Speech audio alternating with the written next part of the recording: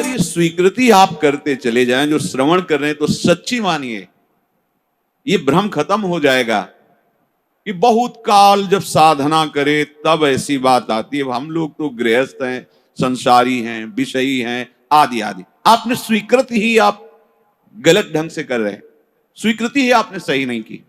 हम गृहस्थ हैं, हम अमुक हैं, हम सब देह भाव की स्वीकृति। प्रभु कह रहे हैं ममैवांशो, तू मेरा अंश है, मेरा बच्चा है, मेरी आत्मा है। फिर ऐसा क्यों आप स्वीकृति नहीं कर रहे कि प्रभु मेरे हैं? सच्ची मानिए प्रभु ही अपने हैं। सच्ची मानिए प्रभु ही हमें बहुत प्यार करने वाले मित्र मिल गए, नहीं तो कोई नहीं है यहां, केवल भ्रम है। मानो प्रभु की बात को मान लो, निहाल हो जाओगे। वो इसीलिए बोल रहे हैं, इसीलिए बोल रहे हैं कि हम निहाल हो जाए, परमानंद में मगन हो जाए। प्रभु अर्जुन जी को कह रहे हैं सुख दुखे समय कृत्वा लाभा लाभो जया जयो। ये कर्म भूमि है, हमारा यहां जन्म हुआ है अपने शुभ और अशुभ दोनों कर्मों को मिटा करके वो परम लाभ जो किसी कर्म से नहीं होता वो हम करें।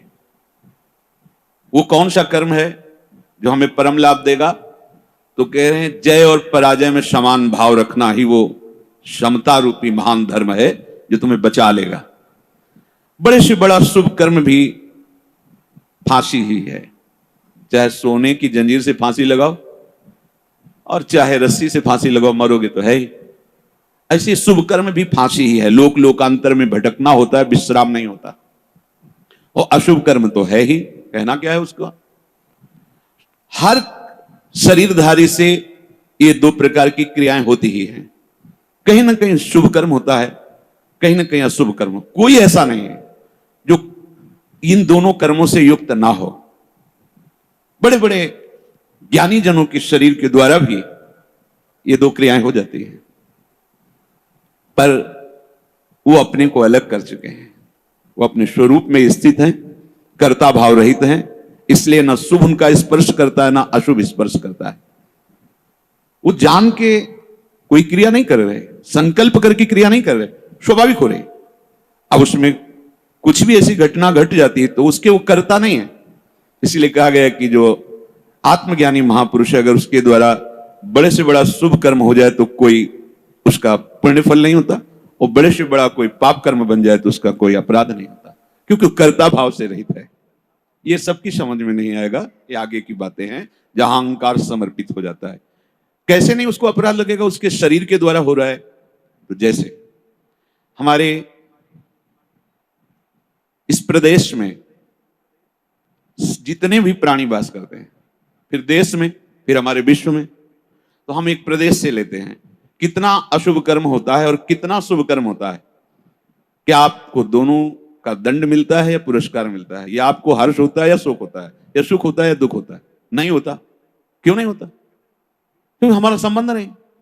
हो तो रहा है, शुभ अशुभ कर्म हो रहा है प्रदेश में, देश में, क्योंकि कोई भी शरीरधारी कर्म किए बिना रह नहीं सकता। और जो शास्त्र सम्मत कर्म करते हैं वो भगवत मार्ग के पथिक होते हैं। वो साधारण उनकी गणना नहीं आती शुभ अशुभ में, वो तो भगवत धर्म का पालन करने वाले होते हैं। वो तो महात्मा होते हैं, भक्त जन होते हैं, प्रेमी जन होते हैं। वो त्रिगुणातीत अवस्था की तरफ उनकी गति होती है। पर साधारण प्राणी प्रायः क्रिया किए बिना रह नहीं सकता। क्रिया होती है, और क्रिया जब अहम से होती है तो कहीं ना कहीं लाभ बुद्धि, सुख बुद्धि होती है। इसके कारण वो ये समझ नहीं पाता है कि धर्म है कि अधर्म है, और बढ़ता चला जाता है। कहीं खूब पापाचरण होते हैं, कभी कोई संयोग बन गया तो पुण्याचरण भी होते हैं। लेकिन आपको क्या फर्क पड़ता है? पूरे विश्व में दोनों प्रकार के कर्म हो रहे हैं, आपको क्या फर्क पड़ता है? कुछ नहीं। क्यों? क्योंकि उसका हमारा कोई संबंध ही नहीं है। समझ लीजिए। तो ऐसे ही विश्व का एक ये नमूना है, स्थूल शरीर, सूक्ष्म शरीर और कारण शरीर। जो भगवत तत्व के ज्ञाता महापुरुष जन होते हैं, बिल्कुल जैसे तुम्हारा प्रदेश के शुभ अशुभ कर्म से कोई संबंध ना होने के कारण न हर्ष है, न शोक है, न दंड है, न पुरस्कार है, ऐसे ही इस शरीर के द्वारा हुए शुभ अशुभ कर्म उसे बांध नहीं सकते, जिसने अपने स्वरूप को अलग करके इनसे संबंध त्याग कर दिया। हमें हर्ष शोक दूसरे की क्रियाओं से इसलिए नहीं होता कि हमारा संबंध नहीं। ठीक ऐसे इस शरीर से जब ज्ञान प्राप्त हो जाता है, बिल्कुल जैसे भगवान ने कहा कि पुराना वस्त्र त्याग कर नए वस्त्र को धारण करते। सांप ने केचुल छोड़ दी, कोई संबंध नहीं। पुराना वस्त्र फेंक दिया, उसे कोई जला दे, कोई कुछ करे, कोई संबंध नहीं। वो उत्तम जगह में रखा जाए या अधम जगह में, कोई संपर्क नहीं रहता। ये देहाभिमान होने के कारण, देह भाव होने के कारण हमें अपने कर्मों का भोग भोगना पड़ता है। अब हमको जो भगवान उपदेश कर रहे हैं कि इस कर्म जाल से कैसे मुक्त होना है, क्योंकि अवश्य में भोक्तव्यम कृतम कर्म शुभाशुभम, भगवतवाणी, भोगना पड़ेगा निश्चित। अब कोई ऐसा उपाय जो हम इन कर्मों के जाल से मुक्त हो सके। भगवान कह रहे हैं कि जो भी आपके द्वारा हो रहा है, पहली बात तो जो कर्म हो रहा है वो प्रमाणित होना चाहिए, गुरुजनों के द्वारा शास्त्र सम्मत। मनमानी आचरणों की यहां चर्चा नहीं।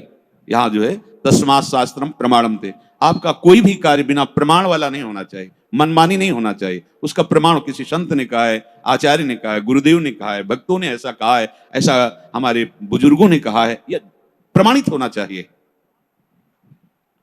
अब उस कर्म का अनुष्ठान करते समय हमारे हृदय में लाभ की विशेष आकांक्षा होती है, उस कर्म की सफलता की विशेष आकांक्षा होती है। अगर आप प्रभु की इस वाणी को नहीं मानेंगे तो बहुत धोखा हो जाएगा हमसे, बहुत गलती हो जाएगी। जैसे जिसको लगता हो कि ये सुख दुख समय कृत्वा लाभा लाभो जया जय, ये तो केवल विरक्तों के लिए भगवान कह रहे हैं, ऐसा नहीं। देखो सबको लाभ इसमें है। एक विद्यार्थी है, वो विद्या अध्ययन करता है पास होने के लिए, पूरा प्रयास करता है। किसी कारणों से, खेल में ज्यादा बुद्धि होने से, प्रमाद बुद्धि होने से, या प्रयासरत है उतना मानसिक प्रबलता ना होने से चूक हो गई, उत्तर नहीं दे पाया और परीक्षा में फेल हो गया। अब ये सूत्र उसको पता नहीं है, न घर वालों को पता है। अब वो उससे बोलते हैं कि इतना रुपया लगाया, इतनी फीस भरी और तू फेल हो गया। मानसिक उसके ऊपर दबाव डालते हैं। वो शास्त्र ज्ञान से रहित, विवेक रहित बालक विचार करता है, घर वाले भी असंतुष्ट हैं और पास भी नहीं हो पाया, अब क्या करें? बोले मर जाना अच्छा है। देखो कई ऐसी घटनाएं सुनने को मिलती कि अमुक विद्यार्थी फेल हुआ तो उसने आत्महत्या कर ली। ये क्यों हुआ? ये विवेक ना होने के कारण। ठीक है, इस बार फेल हुए हैं तो अगली बार हम प्रयास करें जहां हमारी कमी रही। अगली बार भी फेल होते हैं तो केवल पढ़ करके, विद्या या अध्ययन करके ही जीवन रखना होता है क्या? अगर विद्या नहीं है तो वो जीवन नहीं है। अरे भाई ऐसा नहीं है, जीवन नष्ट करने का अधिकार तुम्हारा नहीं। किसी कार्य में असफलता होने पर अगर हम अपने जीवन को नष्ट कर देते थे तो बहुत बड़ा अपराध बन गया, बहुत बड़ी दुर्गति का कारण बन गया। हमें जो अवसर मिला था उन्नति का, हम अवनति में बदल दिया, बहुत बड़ी हमारी पराजय हो गई। इसलिए ये क्षमता आना अति आवश्यक है। हमें तो लगता है कि सबको सत्संग सुनना चाहिए, भगवत प्राप्ति के लिए ही नहीं, समाज में जीने के लिए भी सत्संग की आवश्यकता है।